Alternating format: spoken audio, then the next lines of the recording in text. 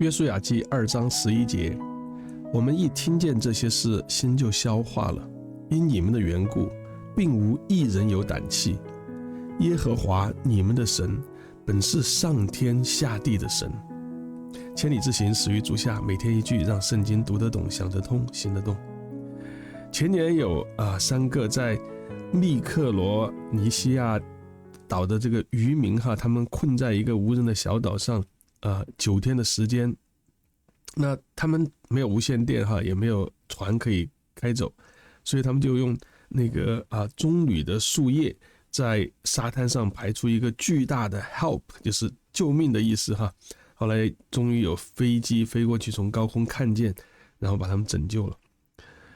说实话，我们常常转向神的拯救，常常是我们没有其他出路的时候，而我们转向拯救呢，也是承认我们已经无路可退的时候。那今天这句经文是喇合说的喇合这句话就是他没有站在安全的地方来谈信仰，他是在他知道守不住，然后他们这个整个的地方快被以色列人攻破的时候呢，他说我知道谁是真正的神，真正的主。我们一听见这些事，信心的起点是有一件真实发生过的事情到了我们的心里，到了我们的耳朵里边。这一位带领以色列出埃及，过旷野，战胜了摩利亚的王，那这些都是神在历史当中的作为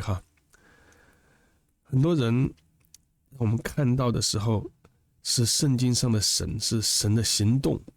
是神在历史中的作为。人常常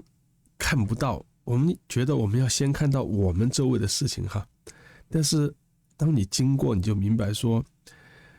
今天我们在所面对的，其实每一件事情在历史上可能都发生过我们也常常需要在被生活撞了一下之后，才开始真正的去听神到底做过什么，神今天还在做什么。接着喇合说，心就消化了，因你们的缘故，并无一人有胆气。那这个消化就是像蜡在火这样软下去或者是膝盖忽然失力。那迦南人呢，他们当时还是有城墙的但是他们里边的天已经塌了。我们常常也把自己的城墙砌得像耶利哥的城墙一样，我们好像很场面上看起来还不错我们服饰也还不错，做的事情也还不错，但是问题来了之后，你才发现里面早就已经消化了，我们心是软的。有人是用力的去抓这个城墙，但是也有人像喇合一样转向这一位真神。耶和华你们的神，本是上天下地的神。喇合他生活的是迦南众神的这种偶像的世界但是他现在开口承认说，真正掌权的只有耶和华。他没有去证明自己有多少的资格，他是把自己的主权先交出来，交给这一位上天下地的耶和华。那这是信心这是宝贵的信心，因为他不是把神放进人生的清单里边，而是承认说我们整个人生的清单都在神的手中。很多人盼望是神来帮忙自己修补一些生活的地方但喇合看见的却是耶和华是上天下地的神，意思就是我们唯一稳妥的位置是在神的面前降服，因为他是包含一切的神。这些经文神学重点就是外邦人喇合听见耶和华的作为，承认他是普世的神那救赎历史也让我们知道，万民都要因耶稣基督而归向这一位创造天地的主。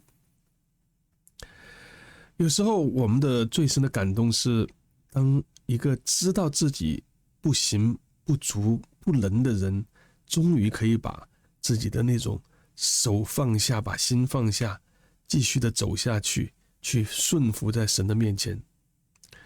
城墙再高也救不了人里边的恐惧。有时候我们嘴巴很硬，但是呢，